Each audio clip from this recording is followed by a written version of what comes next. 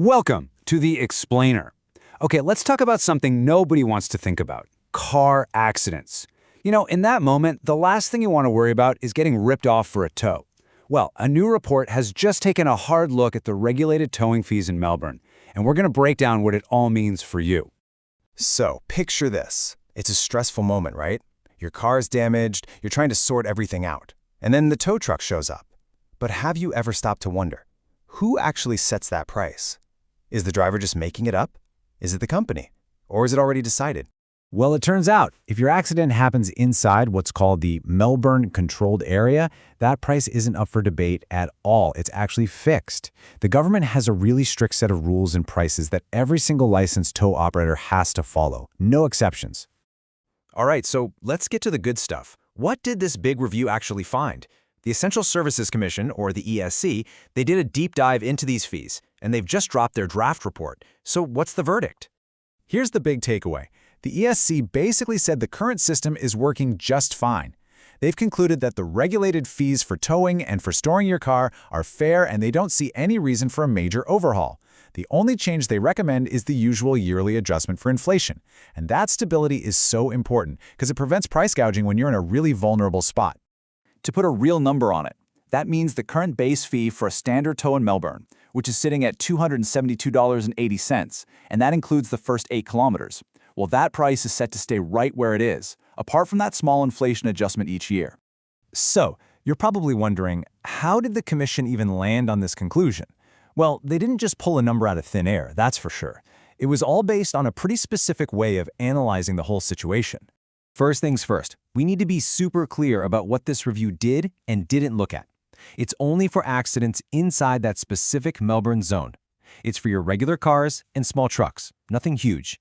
And it focuses on 3 things: towing, storage, and something called salvage. And this next point is really important to get your head around. These regulated fees only apply to what's called accident towing. That's where a job is given to a driver through an official system. It's completely different from trading towing. When your car breaks down and you get to call your preferred company for help. That's a competitive market where prices are not fixed. So, to figure out if Melbourne's fees were actually fair, the ESC used what's called a benchmarking approach. It sounds a bit fancy, but the idea is super simple. Imagine, instead of trying to calculate the exact cost of a liter of milk from the cow to the shelf, you just go and compare the price at Coles, Woolies, and Aldi. If they're all in the same ballpark, you know you're paying a fair price. That's pretty much what they did here. And check this out. This is what they found when they benchmarked Melbourne against other big cities. Once they adjusted for a few differences in how the fees are structured, it turns out a standard accident tow in Melbourne is, on average, actually cheaper than getting one in Sydney or Adelaide. Okay, so all of that analysis led the commission to make 4 key recommendations. This is basically the entire report boiled down to its most important points. And here they are. It's pretty straightforward.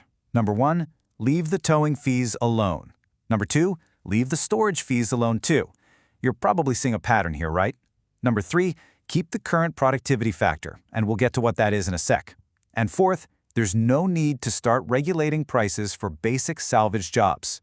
The clear message is, if it ain't broke, don't fix it. Okay, I'm sure that third one caught your eye. It sounds a little bit like corporate jargon, doesn't it? So what on earth is this productivity adjustment factor?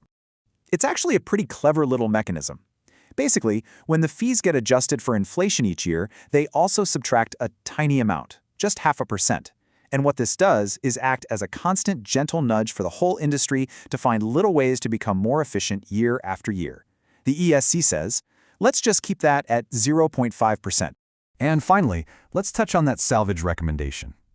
Salvage is for those really difficult situations, like your car is in a ditch and it needs special gear to get it out before it can even be towed. The commission looked into it and said, you know what? We just don't see enough evidence that people are being overcharged here to justify creating a whole new set of regulations. So we've waded through all the findings and the technical bits and pieces, but let's bring it all home. What's the simple takeaway for the average driver in Melbourne? Honestly, it all boils down to one word: confidence. If you're ever unlucky enough to be in a crash in that controlled zone, you can have confidence that the fee you're being charged isn't just some random number. It's part of a regulated system that's been properly reviewed and found to be working fairly. That's some serious peace of mind. But here's something you really need to know. This isn't the final word just yet. This is still a draft report. That means the Commission is asking for feedback from the public, from people like you. You've got until March 5th, 2025 to send in a submission before they make their final recommendations to the government. And just to leave you with one last thing to think about, the report points out that electric vehicles, or EVs, only make up about 3% of all cars in Victoria right now. But we all know that number is going to shoot up. And EVs can be way more complicated and sometimes more dangerous to tow and store after a crash. So as they become the new normal, will this stable, predictable system need a complete rewrite to handle these new challenges? Well, that's the next big question for the entire industry.